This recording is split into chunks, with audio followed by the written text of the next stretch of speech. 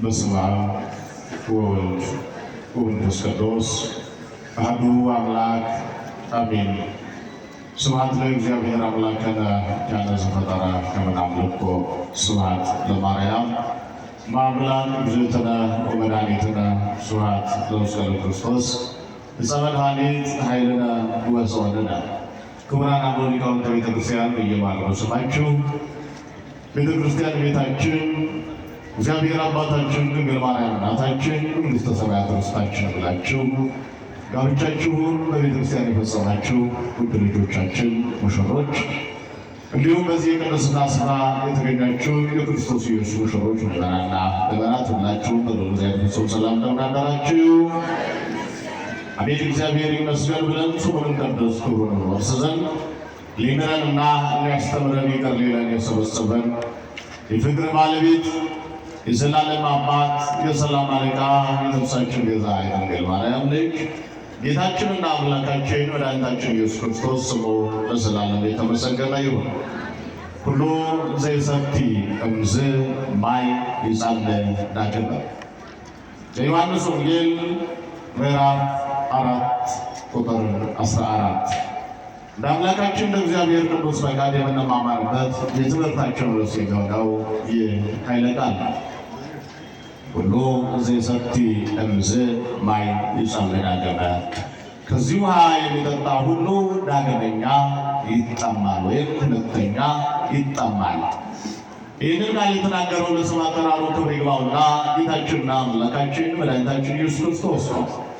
የተናገረውም አንዲት ወንጌልን ለመማር ሁኔታዎች አልፈቅድላት ላሉ ምስኪንና በጣም ብቸኛ ለሆነች ሰዎች ሁሉ ላገለሏት ደካማና ኃጢአተኛ ለምትባል ሴት ነበር።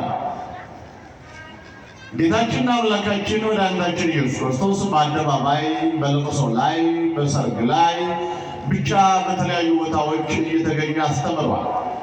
ነገር ግን በሰርጉም በለቅሶም በየትኛውም ማህበራዊ ጉዳይ ላይ ተሳትፋ ይህንን ወንጌል የመስማት ዕድል ያልነበራት አንዲት ምስኪን ሴት ነበረች።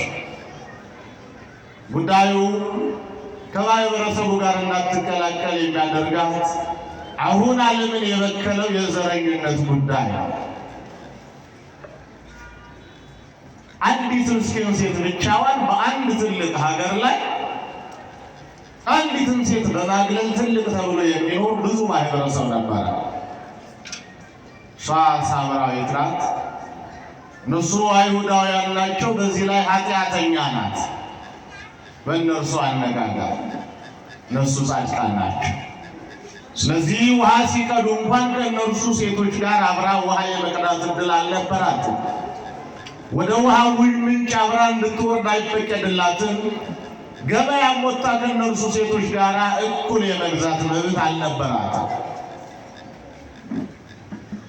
እናም በተመሳሳይ ተደራራቢ ጉዳዮች ምክንያት ውሃ የምትቀዳውን ሰው ሁሉ ጠዋት ቀድቶ ከጨረሰ በኋላ ፀሐይ ነው አሁን ወደ የቤታችን እንሰብሰብ ብሎ ህዝቡ ሁሉ ወደ ቤቱ ሲገባ በጠራራ ፀሐይ ነበረ ብቻዋን ስራ ይዛ የምትሄደው እና ይህች ሴት ደግሞ ወንጌል ሊደርሳት ይገባል። በእርግጠኝነት ሊደርሳት የተሻለ ስራ ትሰራለች። መገፋት አለ፣ መረገጥ አለ፣ መታፈን መጨቆን አለ። ይህንን ሁሉ ገፎ ነፃ የሚያወጣት ብታገኝ የተሻለ ትልቅ ስራ እንደምትሰራ እግዚአብሔር ወልድ ኢየሱስ ክርስቶስ ሊያሳየን ወደ እርሷ ሄደ። በእርግጥ ሰው ይለያያል።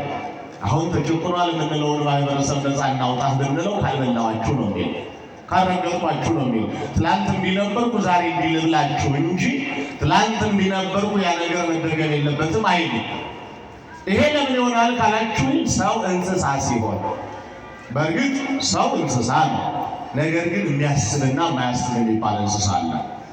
ሰው የሚያስብ እንስሳ ነው። የሚያስብ እንስሳነቱን ግን ወደማያስብ እንስሳ ይቀይረውና አርዶ ከሚበላቸው በጎች ባልተሻለ መልክ በግ ይሆናል። አዛ ጭነት ከሚጭነው እንስሳ የተሻለ ጠንካራ፣ በክፋት የበረታ የጋማ ከብት ይሆናል። ያ ሲሆን መብላትን መራገጥን መዋጋትን ብቻ ያውቃል። ከዚያ ውጪ ማብላትን መደገፍን የወደቁ ማንሳትን የፈረሰ መጠገንን በፍጹም አያውቅም፣ ሊሆንም አይችልም። ምን ሲሆን ሰው? ፍጹም እንስሳ ሲሆን። ፍጹም ምን አልኳችሁ? እንስሳ፣ ሙሉ በሙሉ እንስሳ ብቻ ሲሆን ማለት ነው። ወይም ሰው ብቻ ሲሆን በመጽሐፍኛው አነጋገር ቅዱስ ጳውሎስ ምን ይላል? እናንተ ሰዎች ብቻ ናችሁ ይላል። ምን ማለቱ መሰላችሁ? እኔ የአጵሎስ እኔ የኬፋ የምትሉ ከሆነ አለ እናንተ በተለያየ ዘር በነገድ የምትከፋፈሉ ቋንቋና ነገድ ዘር መሰረት አድርጋችሁ የምትጨቃጨቁና የምትጣሉ ከሆነ በመብላትና በመጠጣት ውስጥ ብቻ ሕይወት አለ ብላችሁ የምታምኑ ከሆነ እናንተ ሰዎች ብቻ ናችሁ አለ። ሰው ብቻ ማለት ሲሞት ወስደን እዚያ አፈር እናለብሰው፣ ሲወለድ እያለቀሰ ሲመጣ አቅፈን እልል ብለን የምንቀበለው በቃ ምንም የማያውቅ ከመብላትና ከመጠጣት ውጭ አሁን ሕፃናት ወደዚህ ዓለም ሲመጡ እሪ ብለው ሲያለቅሱ ይህ ጀመሪያ አዋቂው ይቀበልና ዝም መታ መታ ያደርገዋል። መተንፈስ ባለበት በል የወጡ ነገሮች ይወጣሉ። ከዚያ በኋላ ቀጥታ እናቱ ጡት ወስደን ነው እናስጠጋው። ሌላ ምንም ተስፋ የለውም። የሚያውቀው ነገር የለም። እንደወጣ ምናልባት በቅዱሳን ደረጃ ሲወጡ ጻድቁ አቡነ ተክለ ሃይማኖት ስብሐት ለአብ ስብሐት ለወልድ ስብሐት ለመንፈስ ቅዱስ እያሉ ወጥተዋል። ከዚያ ባሻገር ግን ሁሉም እያለቀሰ ነው የሚመጣው። የሚያለቅስበት የራሱ የሆነ መሰረታዊ ምክንያት አለው። እሱ ሌላ ጊዜ። ስለዚህ እንዳለቀሰ ወዲያው እንገሩ ይባልና እናት ጡት ላይ ያው የተሻለው ማለት ነው። ሌላው ይሄ የእናት ጡት ተፈትሯቸዋል። ዱቄት በቃ እሱ እንደሆነ ነገር ውስጥ አፉ ላይ ይለቀታል። እሱን ይስባል አለቅ። ከዚያ ባሻገር ግን ስለ መጸለይ፣ ስለ ማረስ፣ ስለ መቆፈርም ስለ መዋጋትም የሚያውቀው ነገር የለም። ይሄ ሰው ያድግና ይሄው ባህሪው ብቻ አብሮት አድጎ የመብላት ባህሪው ብቻ ከፍ ይላል። የመብላት ሌብሉን ያሳድጋል፣ የመተኛት ሌብሉን ያሳድጋል። ከዛ ውጭ ግን ባዶ ነው ሌላው። ስለዚህ ይሄ ምን ይባላል? ሰው ብቻ ይባላል። በሌላ አነጋገር ስንገልጠው ምን ይሆናል ማለት ነው? ፍጹም እንስሳ እንዲያ ይሆናል ማለት ነው። እናም ለውጥ የሚያስፈልጋቸው ከወደቁበት ቢነሱ ስራ የሚሰሩና የማይሰሩ አካላት አሉ ማለት ነው። ሺህ ጊዜ ወድቆ ኖሮ ሺህ ጊዜ ብታነሱት መልሶ በዛው በወደቅ ቆሞ ግን በወደቅ አይምሮ ነው የምታደርጉት። በአካል አቁማችሁታል፣ በአይምሮ ግን ሞቷል። እንደዛ አይነት ሰዎች ባንበዛ ዓለም ባለችበት ሌላ እናገኛት ነበረ። ለማንኛውም እዚህ ኢየሱስ ክርስቶስ ወደዚያች ምስኪን ሴት ወዳለችበት የውሃ ምንጭ ሄደ። እሷ በምትቀናበት ሰዓት ሄደ። ይህን ደቀ መዛሙርቱ አብረውት ሄዱ። አብረው ደቀ መዛሙርቱ ቢኖሩ ትሸማቀቃለች። አይ መከራዬ፣ አሁን በእነዚህ ሁሉ ሰዎች ባህል ያሸማቀቀኝ ነው እንጂ የመጣው ምን አድርጌው ነው ብላ ታፍራለች። አይሁዳውያን ከሳምራውያን ጋር በጣም ሩቅ ናቸው። እኛ ባለፍንበት መንገድ አትለፉ የሚባሉ ምስኪኖች ናቸው። በእኛ ቀይ አትለፉ፣ አይናችን አንያችሁ፣ ከለራችሁ አላማረንም የሚባሉ ናቸው። ያም በዘመናችን ብለናል አይደል? አይናችሁ ከለር አላማረንም ብለናል እኮ። ግን ተመልሰን ተብለናል ደግሞ አይደል? አምላክን እኮ እግዚአብሔር ዚያስት ወካፊ የሚሰጥ ግን የሚቀበል ብድራትን የማያስቀር ጌታ እኮ። አቤት ነገ ደግሞ ምን ይለን ይሆን? ነገ ደግሞ ምን እንባል ይሆን? ትላንት ብለን ከተባልን ነገ ደግሞ ምን ልንባል እንደምንችል እያሰብን ብንቆም የተሻለን እኔያው ጽኑ ነገር እናየዋለን። ለማንኛውም ወደዚህ ሴት ሄደና ምን አላት? አንቺ ሴት እባክሽን ውሃ ጠጪኝ አላት። እጇ ላይ ያለው ውሃ ብቻ ነው፣ ሌላ የምትጠየቀው አንዳች ነገር የላት። ስለዚህ ለማግኘት ለዚያ ሰው ለመስጠት መጠየቅ አለብን። የሚጎድለውን ማወቅ አለብን። አንድም ሰው ለመርዳት ምን እንደጎደለው መጠየቅ አለብን። ካልሆነ ዝም ብለን አሁን ባህላችሁ መጥቼ መኪና ልስጠውት ብንበርግጥ ስግብግቦች ነን አለን አንልም፣ እንቀበላለን። ግን እንደው አንዱን ሰው ታርቼ እች ነገር መኪና ናትና ተጠቀምባት ብል ምን ማለት ነው? ያሟል እንደ እኮ መኪና ያለኝ ሰው ነኝ የሚል ባለው ሚራካ ቆፍጣና ክርስቲያን ቢኖር ያን ሰው ሰፖርት ማድረግ መርዳት አልቻልኩም ማለት ነው። እንዲያውም አይምሮውን ልክ በንቀት መልክ ዲሞ እያደረጉ ባዶ እያደረጉት ነው ማለት ነው። ነፃነቱን እየነፈኩት ነው። ወይም ደግሞ ወደ ቤተክርስቲያን ሲገቡ እንግዲህ ቤተክርስቲያን ዙሪያ የዕለት እንጀራ የሚጠይቁ ሰዎች አሉ። በዚያ ልክ ሰዎች አውጥተው አንድ ብር እጃችሁ ላይ ያስቀምጡላችሁ አደረግጡ ስለ ተክለ ሃይማኖት ነው ቢሰጧችሁ ማወቅ የሚጎድላቸውን ማወቅ አለብን። ሰዎች ምን ፈልገህ ነው? ምንድን ነው የሚያስፈልገው? አንተ ልብስ ነው፣ መጠለያ ነው፣ ምግብ ነው፣ ብዙ ተርፋ ብቻ ማወቅ ይጠበቅብናል። ኢየሱስ ክርስቶስ ሄደና ምን አላት? ውሃ ጠጪኝ አላት። እንዴት ብሎ ደነገጠች። ስታዩ አይሁዳዊ ይታወቃል፣ በአለባበስ ይታወቃሉ፣ ፊዚካሊ ይታወቃሉ፣ በብዙ መንገድ ይታወቃሉ። ያንተ እኮ አይሁዳዊ ነው፣ እንዴት ከኔ ውሃ ትጠይቃለህ? ምን ማለት ነው? ለመታዘብ ፈልገ ወይስ እውነቱ ውሃ ጠምቶ አለች። አንዳንዴ ትልቅ የሚባል ሰው ውሃ የማይጠማው የማይርበው ይመስላቸዋል። አይሁዳውያን ውሃ የማይጠማቸው መስሏታል መሰለኝ። ልትታዘበኝ ፈልገ ነው ወይስ ውሃ ጠምቶ አለች። እንዴት ነው የማይጠማው? እንደውም ከፍ ሲባል በጣም ጥሙ እኮ ይበረታል። ከፍ ስንል እኮ ችግሩ ይበረታል። አንዳንዴ በስም ከፍ ስንል የተወሰነ ነገር መቁጠር ስንጀምር ምንም የሳንቲም እጥረት የማያጋጥመን የሚመስላቸው ሰዎች አሉ እኮ። የሳንቲም እጥረቱ እንዲያውም ከፍ ያለው ሰፈር ላይ እኮ ነው የሚያስቸግረን። ምክንያቱም የሚፈለገው እኛ የሚያጥረን በ100 ቤት ወይ በ10 ብር ቤት ሊሆን ይችላል። እነሱ ጋር ደግሞ በ100 ሺህ ቤት ነው። ስለዚህ በ100 ሺህ ቤት በአንድ ጊዜ ማግኘት ከባድ ነው። ጥማቱ በዛው ልክ ያቃጥላል እነሱ ጋር እንደው እዚህ ላይ ኢየሱስ ክርስቶስ በአይሁዳዊ ደረጃ እንኳን ቢታሰብ አይሁዳዊ ነው ብላ እንኳን ደስ ማድረግ ልትችል በዚያ በረሃ በዚያ ፀሐይ ላይ እየሄደ ውሃ የማይጠማው ወንድ ልጅ ምንድን ነውና እንዴት አይጠማኝም? ይልቁን ውሃ ጠጪኝ አላት። ኧረ የሚሆን አይደለም። አንደኛ እናንተ እኛ በጠጣንበት መጠጫ መጠጣት አትችሉም። እናንተ ትልልቆች የተከበራችሁ ናችሁ፣ እኛ ደግሞ የተናቀን ነን አለች። ምዕመናን፣ አንዱ የሰው ልጅ ትልቁ ደካማነቱ እኔ ከየገሌ አንሳለሁ ብሎ ያመነ ቀን ነው ራሱን የሚገለው። ማንኛችንም ከማንኛችሁም አናንስም። ማንም ከማንም አያንስም፣ አይበልጥም። እዚህ ውስጥ የሚበልጥ ሰው የለም፣ የሚያንስም ሰው የለም። በኢኮኖሚ ፊደል በመቁጠር ወዘተርፈ በዕድሜ ምናምን እሱ ሌላ ጉዳይ ነው። በተፈጥሮ ደረጃ ግን ማንኛውም ሰው የሰራውን ስራ የመስራት ሙሉ ማንነት አለ። እዚህ ውስጥ ሲሰራ ለሁላችንም በእርግጠኝነት የተዘረጉት ኬብሎች በዚህ በትኛው እንግለጠውና ሲዘረጉ አንድ ኬብል ለአንዱ ተጨምሮ ለሌላው ተቀንሶ የተፈጠረ ሰው የለም። መስሎቻችን በሙሉ ተመሳሳይ ናቸው። ማንኛውንም ሰው አለ የለም በታቀበ ጊዜ ቸክ ስናደርጉ ነው እናደርገው። እዚህ ጋር ነው የምናየው። የድሃውን እግሩ ላይ አናየውም እኮ የሀብታሙን አንገቱ ላይ ወይም እዚህ ላይ አናይም እኮ። ቸክ እናደርጋለን። ወይም ደግሞ እዚህ ጋር ልብ እዚህ ጋር ናት ሁሉ ግን እዚህ ጋር ቸክ እናደርጋለን። ምቱን ለማየት እኮ ነው። ወይም እዚህ ጋር እናያለን። እኩል ነው። የሀብታሙ ከፍ ብሎ ጎራ ብሎ አይመታም። የድሃው ኩምሽሽ ብላት እኩል ነው። የማሰብ አቅማችንም በዚያው ልክ ነው። የአእምሮ መደህየትና የአእምሮ መበልጸግ ግን ይለያያል። አእምሮን በተሰጠው ልክ ማሰራትና ካፓሲቲን ከፍ ማድረግ ወይም ደግሞ ማውረድ ግን ሲነግርሻል።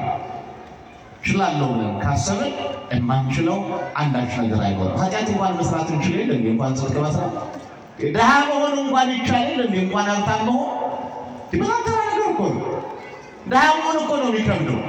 ለልመና አይምሮን ማዘጋጀት፣ ለስርቆት አይምሮን ማዘጋጀት፣ ረሃብተኛ ለመሆን አይምሮን ማዘጋጀት በጣም ከባዱ ነገር እኮ ይሄ ነው። ሙሉ ሆነን ተፈጥረን ኩምሽሽ ብሎ ለመዋል አይምሮን ማዘጋጀት መስራት የሚከብደው ይሄ እኮ እንጂ ነፃ ሆኖ ለመንቀሳቀስ በልቶ ለማደር ተግባብቶ ለመኖር እንዴት ይሄ ይከብዳል? ለመበጣበጥ ፈቃደኞች ከሆነ ለመታረቅ እንዴት ይከብዳል? በማርያም መጣላት ይከብዳል። መታረቅ እናንተ ነገር መጣላት ነው ጥሩ እንዳትሉ። ልምድ መጥፎ ነው። አገራዊ ሴት አድርገነው ለዚያ እኮ ነው ትልቁ ተነስቶ ሀገር የሚመራው ክፍል የሆኑ ሰፈሮች ጋር ይጣላል። ትልቅ የሃይማኖት ተቋም የሚመራው ሂዶ ጥበቃ ጋር ሲጣላ እናያለን እኮ። ይሄ የመውረድ ምልክታችን አስባችሁታል? አንዳንዴ የማይመለከተን እዛው ሰፈር ላይ የሚያልቀው ጉዳይ ላይ ሁሉ ገብተን የሪ የምንል ሰዎች አለን አይደል? እንዲሁ በተሸከምነው ነገር ራሳችን የምንለካ ጅሎች ያኮሻክም ነው እንዴት ኩንታል ያሸከምነው ሰውዬ በእርግጥ ሰውቶ በመብላቱ እውነት ነው ሊኮራ ይገባዋል። ግን በተሸከመው ጤፍ ሊኮራ ይገባዋል። የማን ነው ጤፍ?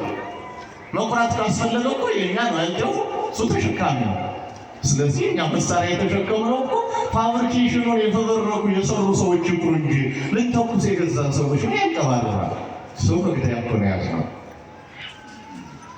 እኔ ያው ይህንም እንዳለ እናስቀምጠው። ሃይላይት ጫፍጫፉን እያሳዩ ማለት ነው። ልክ እንደ ነነዌ እሳት ጫፍጫፉን እየበሉ መመለስ ነው። መሀሉን ከተነካ እሳት ነው ራሱ ደግሞ። ለማንኛውም ወደ ትምህርታችን ወደ መጀመሪያው ርዕስ መልሳችሁ ከዚህ ውሃ የሚጠጣ ሁሉ ዳግም ይጠማል አላት። አይሆንም አለችው። ብርጭቆ የለህም መጠጫ፣ መቅጃ የለህም በራስህ ቀድተህ እንዳትጠጣ፣ በእኔ ደግሞ መጠጫ ከጠጣህ ትረክሳለህ አለች። ርኩስ የሆነ ፍጡር የለም፣ ድሃ የሆነ ፍጡር የለም፣ አላዋቂ የሆነ ፍጡር የለም። እንኳን ሰው እንስሳት አዋቂዎች ናቸው። እንኳን እኛ እነኚህ እጽዋት አዋቂዎች ናቸው። ሕይወት አለባቸው እኮ። ሕይወት ስላላቸው አይደል ቅጠል የሚያፈሩት? ቅጠል ያላቸው ከዛ ቅጠሉ ላይ አበባ የሚተኩት ከዚያ ፍሬ የሚያፈሩት ሕይወት ስላላቸው እኮ ነው። ድንጋዮች እንኳን እንግዲህ አይሰሙም አይለሙም የምንላቸው እነሱ እንኳን እኮ የመፈጨት እድል አጋጥሟቸው በዘመናዊ መልክ፣ ከዚያ ውጭ ደግሞ በአፈር የመበላት ወደ አፈርነት የመለወጥ እድል አጋጥሟቸው ደግሞ አፈር ሆነው እናገኛቸዋለን እኮ። ስለዚህ እኔ አልችልም፣ እኔ እንደዚህ ነኝ የሚል የሞኝ ሀሳብ መጀመሪያ ከውስጣችን ልናስወግድ ይገባል። እኛ ኢትዮጵያውያን እንዳለን እኛ እንደዚህ ብሔረሰብ ነን እንደዚህ የለም። በእግዚአብሔር ዘንድ እውነት እላችኋለሁ ትልቅም ትንሽም የለም፣ እኩል ነው። በተለይ በአዲስ ኪዳን። እናም ይህንን ስትለው ምን አላት? ውሃ ጥጭኝ የሚልሽ ማን እንደሆነ ብታውቂ ኖሮ ትለምኚው ነበረ። ይህንን የምስራች ወይም ይህንን መርዶ ሲነግራት ተደነገጠች። ከዛ መቼም የሰው ልጁ ጊዜ ተኝቶ መብላት ይወዳል። እንደው ስሞትልህ እንስራ ተሸክሞ በጠራራ ፀሐይ መመላለስ መሮኛል፣ ከዚህ ውሃ ለእኔም ስጠኝ ልጠጣ አለች። በእርግጥ ደክማለች፣ እውነት ነው። በጠራራ ፀሐይ እንስራ ተሸክሞ መመላለስ፣ ሁልጊዜ ውሃ መቅዳት፣ ውሃ ቅዳ ውሃ መልስ ይከብዳል። ነገር ግን ሰርቶ አለመብላት ደግሞ ከዚያ በላይ ይከብዳል። አይከብድም? ዝም ብላችሁ ቁጭ ብላችሁ የሚያበላችሁ ቢኖርና ዝም ብላችሁ ብትበሉ አይከብድም? ትልልቆችም ነው ያሉት፣ ከ40 በላይ ያላችሁ። ከ40 በታች ያለው ችግር የለበትም። እንደውም እንደሱ ነው የሚፈልጋቸው ወጣቶች። ሴቶች ሰርቶ ላለመብላት አይደል መኪና ያለው ቤት ያለው ብትሉ ጡረታ ለመግባት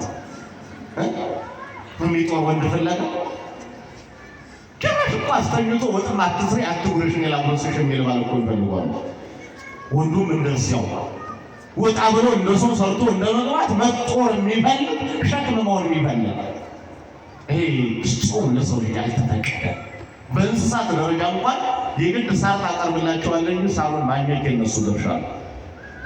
ሴቶች ሞራል ይዘው ሰርቶ የመብላት እኔ ልጅት ሰርቶ የመግባት አቅም አለኝ የሚል ሞራል ይኖራችሁ። ሸክም ለመሆን አትሰጣችሁ። ነፃ ሁናችሁ ራሳችሁን ትልቅ ላይ ብላችሁ ንገሩት። እስከመቼ እኛ የቤተክርስቲያን ልጆች ሄዳችሁ ሌላ ባይዳን ጋር ሄዳችሁ ጡረተኛ ሆናችሁ በሆነ ምክንያት እንትና አገባች ሃይማኖቷን እንዲሆነች ለቃልሽ እንጂ ሰው የሚገዛሽ ምን ማለት ነው? እንዲህ አምሮባችሁ በክብር አትዋወሩ እንዴ? ዕቃ እንኳን ሲገዛ እኮ ለእኛ የሚሆንና ለእኛ የማይሆን ተብሎ ተመጣ እንገዛ ልዩናችን ጠብቀን ደረጃችን አይመጥንም የምንለው ቃል እኮ። ታዲያ አንቺ ከዕቃሽ አልያልሽ ከሆንሽ እንዴት ደረጃሽን አትፈተኝም? የራሳችሁ ያላወጣችሁትን ዋጋ ማንም ሊያወጣላችሁ አይችልም። ራሳችሁን በመቶ ሺህ ቤት ካደረጋችሁት ሰው ምናልባት በሚሊዮን አድርጎ ሊያስባችሁ ይችላል። ራሳችሁን በዜሮ ደረጃ ካደረጋችሁት በኔጌቲቭ ደረጃ ነው የሚገምታችሁ። የእናንተ አጠራር፣ የእናንተ ቁመና፣ የእናንተ ምናምን እናንተም ዝቅም ከፍ የሚያደርጋችሁ። ስለዚህ ቆፍጠን ኮስተር ካለባበስ ጀምሮ ጠንቀቅ ማለት ይጠበቅብናል። እዚህ ታሪክ ብዙ ያስወራ ነበር፣ ብዙ ያስጠት ነበረ። ግን ከዚህ በላይ ልንሄድ ጊዜ ይፈጃል እና ኢየሱስ ክርስቶስ ለማንኛውም ማለት ከዚህ አንቺ ከምትቀጂው ውሃ የሚጠጣ ለዘላለም ይጠማል ማለት። ምን ብላ መሰላችሁ እንዲህ አላት፣ አንተ የሕይወት ውሃ የመስጠት አቅም አለኝ ብትል ለመሆኑ ከአባታችን ከያዕቆብ ትበልጣለህ አለችው። ያዕቆብ ማለት በእስራኤላውያን ዘንድ በጣም ትልቅ ለእነርሱ የሕይወት መሰረት ብለው ወይም የእምነታቸው መገለጫ ትልቁና የመጀመሪያው ዋናው አባታቸው ነው። ለአዲስ ኪዳንም ደግሞ ትልቁ የሕይወት ውሃ ክርስቶስ ኢየሱስን ያወቅንበት አማናዊ መሰረት ነው።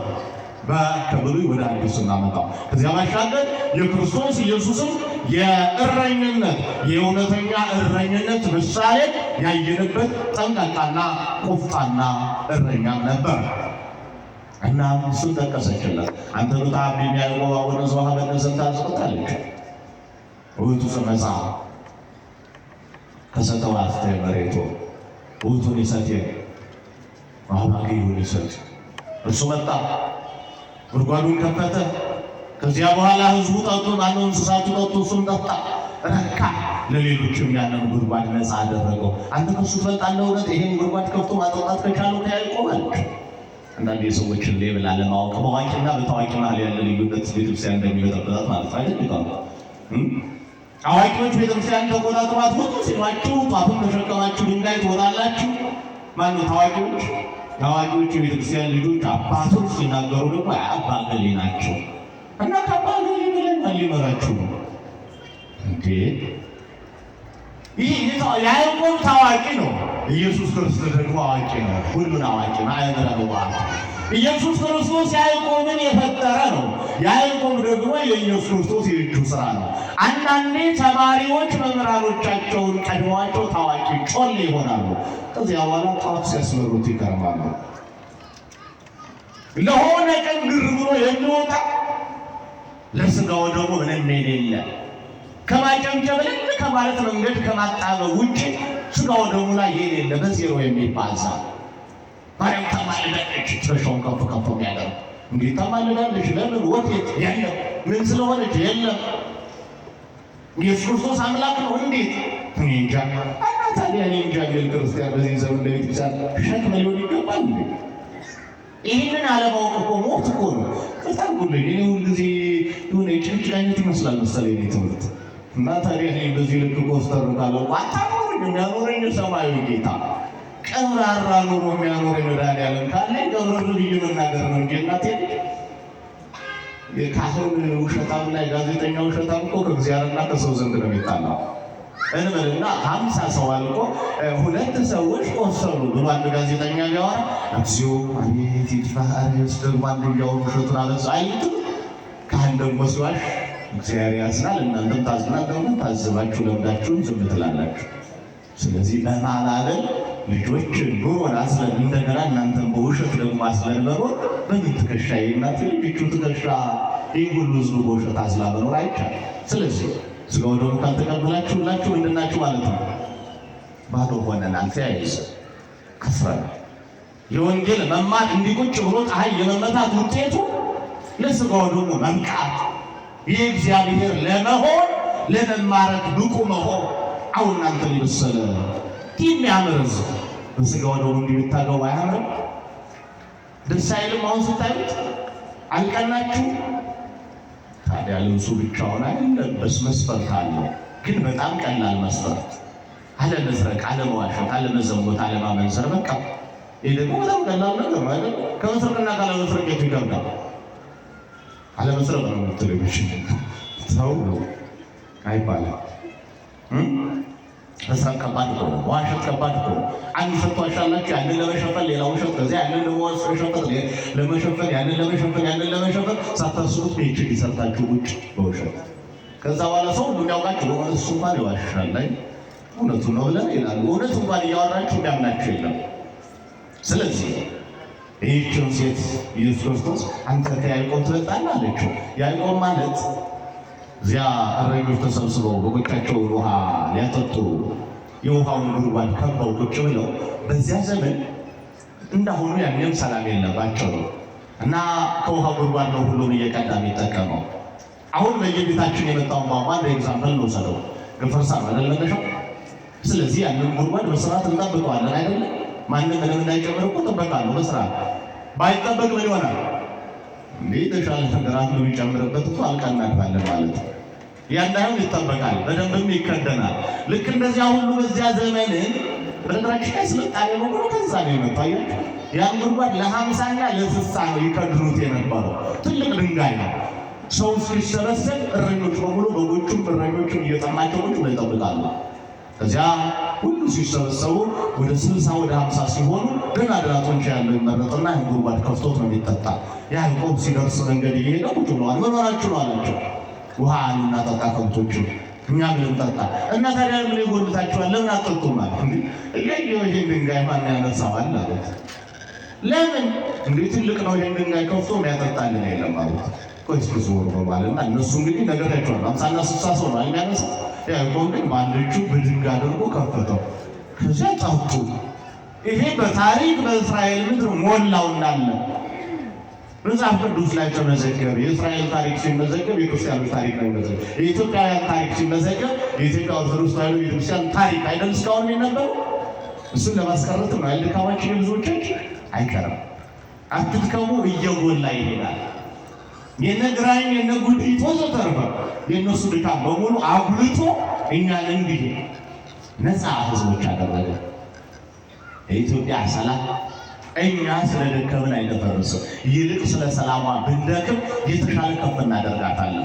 ይልቅ ለሰላም ብንጥር አብረን አንዱ ጠጠር ሲያስቀምጥ ሌላውም አንዱ ጠጠር ብንጨምር ከፍ ያለች የተሻለች ሀገር እንሰራለን። ካልሆነ እኛ በመናድ አይምሯችን ይደክማል እንጂ ሀገሪቷ ግን ምንባቶ ነው እና ይህንን በዚህ መልክ ታሪኩን ታውቀው ስለነበር ይሄ ጉድጓድ ያዕቆብ ከከፈተው በኋላ ነፃ ሆኖ ሁላችን እየጠጣ ነው። ስለዚህ እኛ ያዕቆብ ነው መናቃለች ያዕቆብ ፈጣሪ መሆኑን አታውቅም ነው እንዴ ያላታው እና ከዚህ ውሃ የጠጡ ሰዎች አንድ ቀን ጠጡ፣ ድጋሚ ወደ ጉድጓዱ አልመጡም ማለት ነው። ሁሉ ጊዜ ይመጣሉ እኮ። ስለዚህ እዚህ የጠጣ በሙሉ ይጠማል።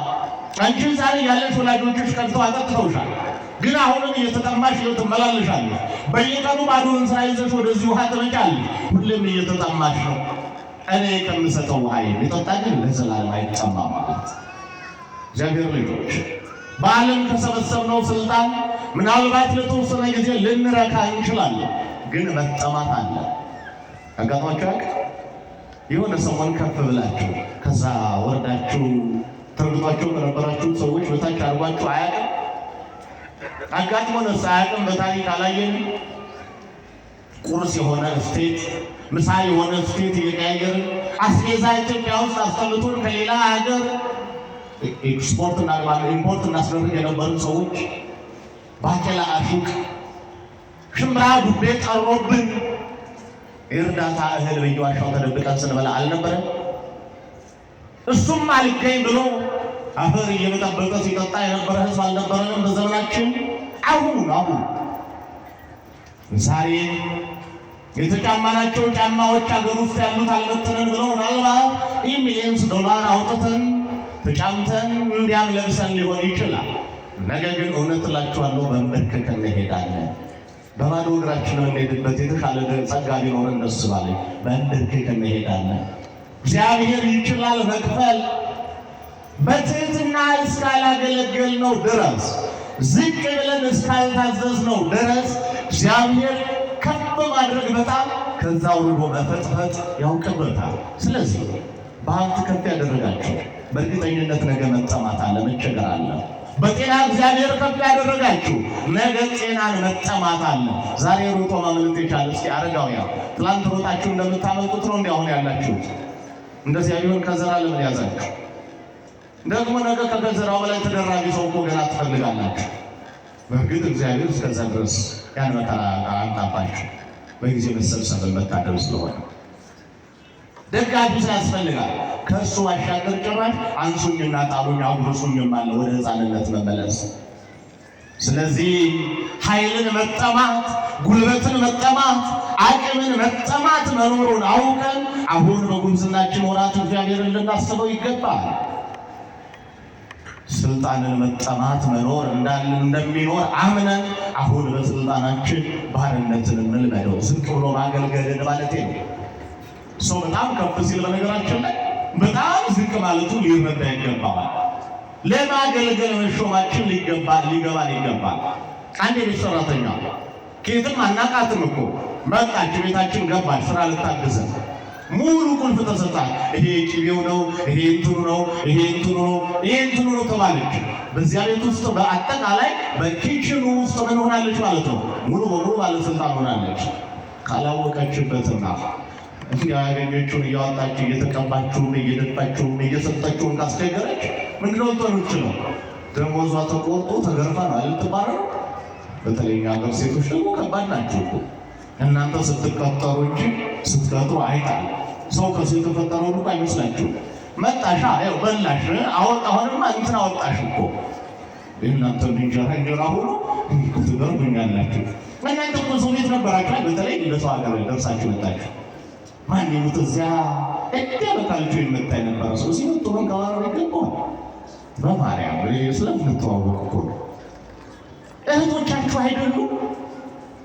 ያንን ሁሉ ግልምጫችሁ ነው ግን ሲያገለግሉ ነገ እግዚአብሔር ሞገስ ያለው ባል ይሰጣቸውና ተረበብ ብለው እናንተ ጋር ልጆቻቸውን ያቆርባሉ። አያችሁት? ስለዚህ ከፍ ያለን ሰዎች እታች ያሉት ከፍ ብለው እንደሚደርሱብን ማመን አለብን። በእርግጠኝነት አንድ ቢሮ ላይ ማኔጀር ሆነን ያለን ሰዎች ምናልባትም እየተማረ ከሆነ ጥበቃው ነገ ማኔጀር የሚሆን እሱ ነው። እኛ ጡረተኞች ነን። የጡረታ ሚኒስቴር ኃላፊ የሆነና ጡረታችን ልናስከብር ስንሄድ የሚፈርምልን እሱ ሊሆን ይችላል። ስለዚህ እታች ያለውን ካልጠበቅነው ተመልሰን ነገ ታችኛ ስለምንሆን የቦታ ለውጥ ስላለ የቦታ መቀያየር ስላለ ያ ቀን ሳይመጣ ጠንቃቃዎች ልንሆን ይገባል። መጠማት አለ። ዛሬ አዋቂዎች የሆንን አእምሮ ዛሬ በያዘው ልክ አይቀጥልም፣ ባዶ ይሆናል። እየሰራ ይሄድና መጨረሻ ላይ ባዶ ይሆናል እኮ። መርሳት የሚባለው ነገር አለ። እርጅና መጣ እንላለን። ስንቀላለን ስንረሳ የምሩን ይመጣል ከቀልድ ባሻገር የእውነቱን ይመጣል። ማነህ አንተ የማነህ ልጅ እንላለን እኮ አይደል? የራሳችን ልጅ እኮ በዛ ያለው እንደራርበን ከሞከርን እኮ ማን አንተ ደግሞ እንላለን አይደል? እንዴ ይስሐቅ እኮ በያዕቆብና በኤሳው ባል ያለ ልዩነት ማወቅ አቅቶት ዳስቷል ነበር የሚያውቃቸው። ለዚህ እኮ ነው ተሳስቶ አንዱን የባረከው አንዱን የረገመው። ስለዚህ ያ ከመምጣቱ በፊት ይህን ከመጠማታችን በፊት ልናስተውልና ልናስብ ይገባል ማለት ነው። ከዚህ ነው በዛሬው ዕለት የቅዱሳኑ አባት ሊቁ ቅዱስ ያሬድ ወብዙኃን ኖሩት በጽሑ ወስዕሉ ከሴቶታ ለእብነ ማፋ ዘግታል። ይህንን አሁን ስንል የነበረው ሲተር ቆየና ከዚያ በኋላ ያ የውሃውን ጉድጓድ ያዕቆብ ይጠብቅባት የነበረች በትር ዝንጉርጉር እንደነበረች ሁሉ ኢየሱስ ክርስቶስ ዓለምን ሊጠብቅበት የመጣው የመጣጡን ጉዳይ መንገዱን፣ ታሪኩን፣ ሁሉን ነገር እውነተኛ እረኝነቱን ገለጠ የመጣባት አማናዊቷ መንገድ ወላዲተ አምላክ ድንግል ማርያም መሆኗን ተረከ። ኖላዊ አብይ ኖላዊ ሳታ ያ የከፈተው ጉድጓድ ያዕቆብ ከፍቶ ያጠጣቸው ጉድጓድ ኢየሱስ ክርስቶስ ደግሞ ከፍቶ ለኛ የሰጠን የጥምቀት ምሳሌ ነው። በጥምቀቱ ምዕመናንን በሙሉ ከዚህ ወደ ገነት አሻገረን። ተጠምተን የነበርነው የጥምቀትን ቁልፍ ብዙዎች መጡ፣ ነቢያት መጡ። ከአዳም ጀምሮ በሙሉ ደከሙ፣ በመጋዝ ተሰነጠቁ፣ በድንጋይ ተደበደቡ፣ አለቁ። የእነዚያ ሁሉ ደም ግን አንዳችን በሥርዓተ ጥምቀትን መክፈት አልቻለም። ኢየሱስ ክርስቶስ መጣ፣ የጥምቀትን በር ከፈተ። ከዚያ በኋላ ሁላችን ለገነት ለመንግሥተ ሰማያት በቃ። ወገናችሁ ክርስቲያኖች ከዚህ በላይ እንዳልኳችሁ ብቆይ የቁርሳቸውን ሰዓት መጋፋት ነው የሚሆነው። ምናልባት ዛሬ ዕለተ መራዊ ጭምር ነው፣ የውትብትና የሙሽራ ወቅት ነው። በዚህ በሀገራችን በገጠሩ ክፍል ትልቁ የሰርግ ሳምንት ይሄ ነው። እንግዲህ አሁን ዛሬ ከዛ ማክሰኞ፣ ሐሙስ፣ እሑድ ደግሞ ደከም ያሉ ዘመድ ያው ማለት በኑሮ ደከም ያሉ ወይ ደግሞ አግብተው የፈቱ እነሱ የሚሰበሰቡበት ነው። ያኛው እሑድ ደግሞ በገጠሪቱ ላይ ያሉ ከተማው እናት ያላገባችሁ ነው የምታገቡ እንዲህ ያለ ብላችሁ ደግሞ እና ዛሬ ልጆቻችን ጋብቻቸውን በቤተክርስቲያን ስርዓት ፈጽመዋል። ቤተክርስቲያን ቤታችን ናት። እግዚአብሔር አባታችን ነው። ድንግል ማርያም እናታችን ናት። ስለዚህ ጋብቻችን ኃላፊነቱን ሪስኩን እነሱ መውሰድ አለባቸው። እኛ ለመጋባት ፈቃደኞች ሆነን መጥተናል። እኛ ባለትዳር ለመሆን ዝግጁዎች ነው። ትዳሩን መምራት፣ ትዳሩን መባረክ ግን የእግዚአብሔር ድርሻ ነው ብለው መጥተዋል። ከክርስቲያን የሚጠበቀው ይሄ ነው። ጋብቻ ሶስት ነገር ነው መሰረታዊ ምክንያቱ። አንዱ ዘመድ ለመተካት ነው። ሌላው ከዝሙት ጠንቅ ለመጠበቅ ነው። ሌላው እርስ በርስ ለመረዳዳት ለመተጋገዝ ነው። እነዚህን መሰረታዊ ነገሮች ተረድታችሁ አብራችሁ ልትኖሩ ይገባል። እህቶች፣ ወንድሞች እግዚአብሔር ወዷችሁ በፊቱ ሰብስቧችኋል። ይህንን ጋብቻ እንዳናስነውረው ግን ጠንቃቃዎች ልንሆን ይገባል። በተለያየ ምክንያት ውሃው ቀጠለ። አንዳንዴ ካልሲና ሰሃን አብረው ተደራርበው ኑሮውን አድርጎ የኖረ ላጤ ትዳር ሲይዝ እንዳንበሳ ይለውጠዋል ባንዴ። ይሄ ነገር አልጣመም፣ ይሄ ነገር እንዲያልሆነ ካልጣመ እንዲጣፍጥ የጎደለውን ነገር መሙላት። ሰው በትዳር ውስጥ 100% የሆነች ሚስት አያገኝም፣ 100% ሙሉ የሆነ ባልም አይገኝም። እንደዛ ምናችሁ ትገቡ ካላችሁ ቅድም ያነሳሁት አይነት ሀሳብ ነው ማለት ነው። እናንተ ያለው 50% ከሰው ካገኙ በተለይ በዚህ ዘመን 20% የምታሟላ ሚስት ካገኙ እድለኞች ነው። 20% የሚያሟላ ባል ካገኙ እድለኞች ነው። አእምሮ በዘቀጠበት ሁሉ ነገር ባዶ በሆነበት ዘመን 80% ራሳችንን መሸከም ያለብን በቃ ልንሸከም ነው። ፈቃደኛ ሆነን መግባት ያለብን ሰራተኛ ሰርቶ በላ ሲሆን እኮ አቤት ብለን እንዴት ልንሸከም እንጂ ልናሸከም ፈቃደኛ ሆነን አይደለም እኮ እንዴት ይሸከሙ ብለን ልናሸክማቸው ነው እንዴ? ልንሸከም እኮ አሸካሚ መፍጠሩ ተሸካሚ እኮ። ስለዚህ እሱ አይፈልገችው አንተን ልትሸከማት፣ እሱም አንቺን የፈለገው ልትሸከመው። በአእምሮ መሸካከል፣ ሀሳብን መሸከም ሙሉ በሙሉ ሸክም ናቸው ብሎ ቋሏቸው ደግሞ እሱም ችግር ነው። ነፃ ሆኖ ግን እችላለሁ በሚል እሳቤ እርስ በርስ መተጋገዝ፣ መደጋገዝ፣ አንዱ ያለውን ሀሳብ ባለመንቀፍ ልክ ነው ማለት ስህተቱ እንኳን ቢኖር ማሳየት፣ ከመንቀፍ ይልቅ ማሳየት፣ ስህተቱ ጎልቶ እንዲታየው ለዚያ ሰው ማሳየት። አንድን ሰው ፊት ለፊት ላይ መስታወት ብታደርጉልን ፊቱ ላይ አቧራ ካለ አሳዩት። እንዲያ ሆኖ ካልገባው እንዳልነው አስቸጋሪ ስለሚሆን መንገር መቼም በእንስሳነት ይቀጥላል ይባል አይደል? መንገር ማረኝ የተበላሸ እኮ ነው አካሄድ፣ ነገር ተበላሽቷል፣ አንቺ አካሄድ ተበላሽቷል፣ መተራረም አንድ አካል ሆነ የለ ነገረ ተዋህዶ ተጀምሮ የለ። በተለይ የትዳሩ 15 ዓመታት እስኪያልፉ ድረስ ትልቅ ጦርነት አለ። 5 ዓመት ገና ይሄ የደም ውህደት የምናደርግበት ነው። ሰው በሕክምና ደረጃ ከሌላ ሰው ደም ሲቀየርለት ብለድ ታይፑ ተመሳሳይ ሆነው ግን ደም ሲቀየርለት ኮንፊውዝ ይሆናል። ለተወሰነ ደቂቃ ብቻውን ያወራል፣ የሆነ ይቃዣል አይደለም። ምን ማለት ነው? ደሙ ከደሙ ጋር እስኪዋሃድ እኮ ነው። ይሄ 5 ዓመት በዛ መልክ በቅዠት መልክ ነው የምንኖረው። ይሄ ወለላ የኔ አበባው ዘተርፈ ደግሞ የሆነ ሰዓት በጣም ንጭንጭ ያለ ጦርነት፣ አንዴ አበባ ተሸክሞ ይመጣል፣ አንዴ አበባውን አራግፎ ባዶ ሲገረዳ ከንሾ ይዞ ሊመጣ ይችላል፣ አይታወቅም። በቃ ኮንፊውዝ ሆነን የምናልፍበት ሰዓት ነው። ከ5 ዓመት በኋላ ደግሞ ሌላው 5 ዓመት ኑሮ እየከበደ እሷን የተሸከመ ይመስለዋል፣ እሷም እሱን የተሸከመች ይመስላታል። እጭውስ እንዲህ እያለ ይቀጥላል። የ15ኛው ዓመት እስኪያልቅ ድረስ ከ10 ዓመት በኋላ ያለው ደግሞ በጣም ከባዱ ልጆች ይመጣሉ። የልጆች አመል አለ፣ በዚህ ማህበረሰቡ ኑሮ አለ፣ በዚህ የእሷ ባህሪ አስቸጋሪ ሴቶች ከዛ በኋላ ነው አነር የሚሆኑት። በቃ ሁሌ ይቆጥሩና 10 ዓመት ሙሉ ተሸከሙት፣ አሁንስ በዛ ይላሉ። እሱ የተሸከመውን አያዩትም፣ አላዩትማ እንጂ እኮ ብታስቡት ነው ውጭ ሲሰቃይ ብሎ እንደገና ቤት መጥቶ ደግሞ አንቺ ቤጠበስ በጣም ብዙ እኮ ነው። ግን ያን ሁሉ አታዩትም። ተሸክሜው ኖርኩ፣ አሁንስ በዛ ይላሉ። ይህ ልጆቹ አመል በዚህ ያለ ወጪው አለ። ማህበራዊ ኑሮ ደግሞ እድሜያችሁ እየጨመረ ሲሄድ በዚህ አንድ ድር ነበረ፣ ሌላ ነገር ይመጣል፣ ከዛ ሌላ ነገር ይመጣል። እንዲህ እያለ በጣም ኮንፊውዝ ትሆናላችሁ። ከ20 ዓመት በኋላ ነው ትዳር የሚጀምረው። እስከ 20 ዓመት ድረስ አልተጋባንም። ያው ለመረዳዳት ልጆቹን ለማምጣት ነው የምንታገለው።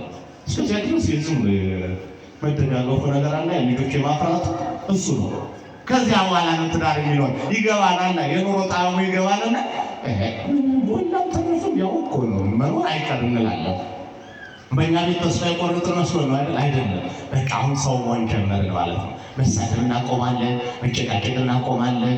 እሷስ ባይመራት አትሳደብ ወዳ ነው እንዴ ይላል።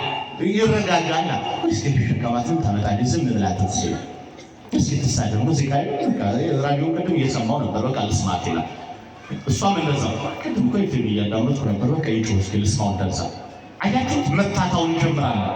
ከዚያ ጭራሽ ያምረብንና እንደዚህ ደግሞ ፍቅሩ ታድሶ መፈላለግ ውዴ የሚለው ቃል እንደገና አንዳንድ በስተርጅና የሚሞክራቸው ሰዎች አላያችሁ? ግን ምን በስተርጅና ፈገግታ እንላለን። አይደለም፣ ልክ ሊሆኑ እኮ ሰው ሊሆኑ እየጀመሩ ነው። እንደገና ሲበዛ ስርዓት ሲያጣ ነው እንጂ ያኔ ነው አዲስ ሰው የሚሆነው። ስለዚህ የሁሉ ደረጃ አለ እያልኳችሁ ነው። እንግዲህ ኬጂ ነርሰሪ ያለ፣ ኬጂ ያለ፣ ኤሌመንተሪ ያለ፣ ሃይስኩል፣ ከዛ በኋላ ዩኒቨርሲቲ የተጋሩ ነገ ወጡ ላይ ጨው የለውም እያልክ 10 ጊዜ ባወራው ጎንደል ልምትል ከሆነ ጦማዳሪ ትሆናለህ። ሰርተብላ ነው የምትባል። በተለይ አሁን ያሉ ሴቶች እኮና እና ሰርተብላ ካልጣመ በቃ ይናገራል። የለመድከው እዛ የበላበት የሚጣፍጥ የምትሰራው ጋር ትባላለህ። ችግር ነው። እነሱ ይሉኝታ የለም። አሁን ላይ እንደ ድሮቹ እናቶች ሰው ትለውጡ እናንተ ሆኖ እያሉ ወደ ጓዳ ይገባሉ። ያሁኗ ሽመል ይዘው እንዳይጠብቁ ብቻ ነው መሰለኝ ያልተሻለ ነገር አለ ብላችሁ ከባድ ነው። ስለዚህ ይህንን ሁሉ ታሳቢ አድርጎ ነው ትዳር ውስጥ የሚገባው። መሸከም የሚባለው እናንተም ሴቶች ልክ እንደዛው አሁን ነገር ፈየው መንገድ ላይ መቼም የተወደደ ነገር ጤፍ ዳሰር ኩንታል ዳሰር ትክክለኛ ላይ አንዳሰር ኩንታል ለመቶ ብር ይዞልሽ ይገባል። እዛም በላዩ ላይ ጤፍ ሆኖ ሲገለበጥ ብቅብጭት ብቻ ሊሆን ምን አይነቱ ተርፋፋ ነው ይዘት በታለኝ ምትል ድጋሚ ላለመሸወድም ሲል አንቺም ላለመሰደድ ሲል እንኳን ጤፍ አይደለም ሽንኩርት ይበላል። ምናልባት ለልጆቹ ሙዝ አስፈልጎ ማርችሙ አስተሳሰሩ ሲባል ማርችሙ እሷ ላይ ነው ገዝቶ የሚመጣና ስታወጪ ማርችሙ እንኳንተ አይተህ ብትገዛው ሁሉ ብር መቀለጃ ነው። ምን አይነት ሰው ነው እንዳለ የተበላሸ እኮ ነው ጣልኩት ብትይ ነገ እንኳን ሙዝ ይዞ ሊመጣ አይደለም ጥፊ ነው ይዞ የሚመጣው። ስለዚህ ምን ሆነ አለበት ይሄውት የሚጣፍጥ ሙዝ ይዘህ መጣል ትንሽ ተበላሽቶ በጣም ያምራል ብትይ ነገ በስጋ ቀይሮት ይመጣል። ስለዚህ አቀባበላችሁ ቅድም እንዳልኳችሁ ነው። አቀባበላችሁ አተረጓጎማችሁ ነው። አሁን የነገርኳችሁ ለምሳሌ በስድብ ብትቀይሩት እኮ ሙሉ በሙሉ ስድብ ነው። በትምህርት ብትቀይሩት ደግሞ ትምህርት ነው። እዚህ ውስጥ ነው ስራው ማለት ነው። እዚህ ውስጥ አፈር ብላ የሚላቸውን ሰው ምስኪን ሊመርቅ ይፈልጉ ተገልጦት ብለበት ነው ብላችሁ አንዳንዴ እየመጣህ ነው ቢላችሁ እየመጣው ነው ደውላችሁለት አንድ ሰው ለአማርኛ አዲስ ሆኖ የደረስክ ብትሉትና እየመጣህ ነው ቢላችሁ ምን ማለቱ ነው? እየመጣው ነው ማለት ነው። ስለዚህ በልጠና ያንሰው እንደዛ ገልጠን ደረዳው እዚያ መልክ ከተኖረ ነገ ኢትዮጵያ ነፃ እንዳወጡ ጥሩ ካህናት ጥሩ ያገር መሪዎች ማፍራት ትችላላችሁ። እግዚአብሔር ትዳራችሁን ይባርክ። የተባረከ ዘር ይስጣችሁ። በሰላም ለምንኖርበትን የሰላም ዘመን ያድለን። ይቆያል።